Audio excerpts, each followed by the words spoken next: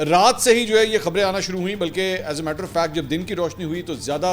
जो है वो इस सिलसिले में खबरें आना शुरू हुई। लाहौर में, मैं खुद लाहौर में मौजूद हूँ, तो बहुत से लोगों ने जो है वो सबसे पहले ये खबर दी कि वॉल्टन के इलाके में, मैं यहाँ से स्टार्ट करता हूँ फिर उसके बाद दीगर शहरों के बारे में बात करेंगे,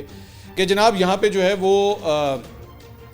धमाकों की आवाज़ें आ रही हैं और फायरिंग की आवाज़ें आई हैं, बहुत ज़ोर से जो है वो धमाका सुना गया है। तो सबसे पहले तो ये खबर आ रही थी कि शायद जो है वो कोई मिलिट्री एक्सरसाइज हो रही हैं पाक अफवाज की जानिब से, जिसकी वजह से शायद ये सब कुछ हुआ है। लेकिन उसके बाद आहिस्ता आहिस्ता पता लगा कि नहीं, फायर ब्रिगेड का अमला भी जो है वो वॉल्टन की तरफ जाते हुए देखा गया है और वहाँ पे जो हमारी इंस्टॉलेशन्स हैं उस तरफ वो ये गया है। उसकी फुटेजेस भी जो है वो आना शुरू हुई,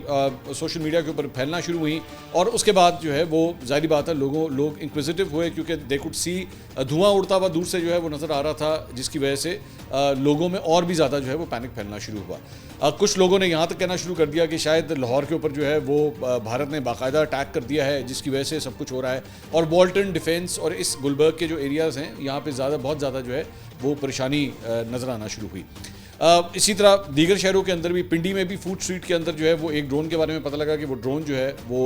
गिर गया एक गालबन किसी दुकान के ऊपर, वहाँ पे एक शख्स जो है ज़ख्मी भी हुआ। पंजाब के दीगर शहरों में जो है ये रिपोर्ट हुआ कि वो ड्रोन जो है वो खेतों में जाके गिरा है, एक या दो जगहों के ऊपर इस तरह भी हुआ है।